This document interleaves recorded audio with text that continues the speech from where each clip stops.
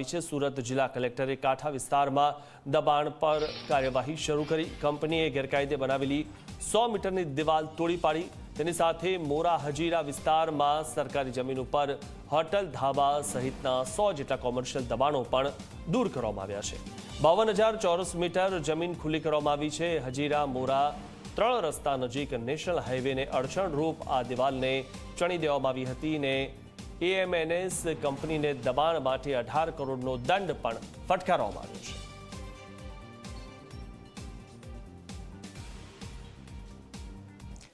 હજીરા સ્થિત 50 એકર જેટલી જે જમીનો છે તેમાં સ્થાનિક જે કંપનીઓ છે તેમના દ્વારા દબાણ કરવામાં આવ્યું છે।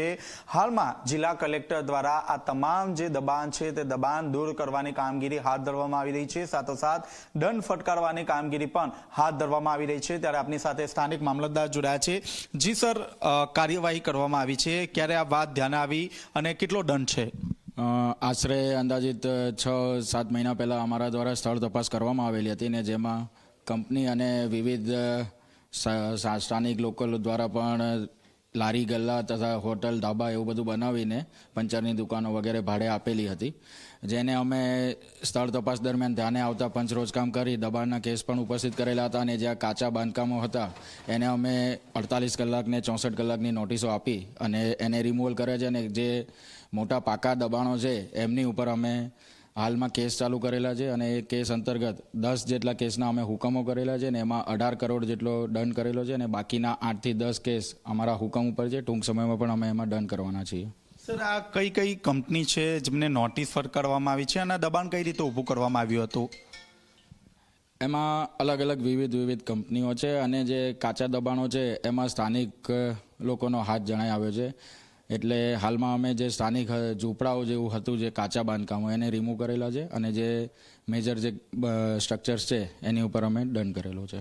સર, આવનારા દિવસમાં પણ કેટલા એકરમાં આ દબાણ છે કઈ રીતે દૂર કરવામાં આવશે?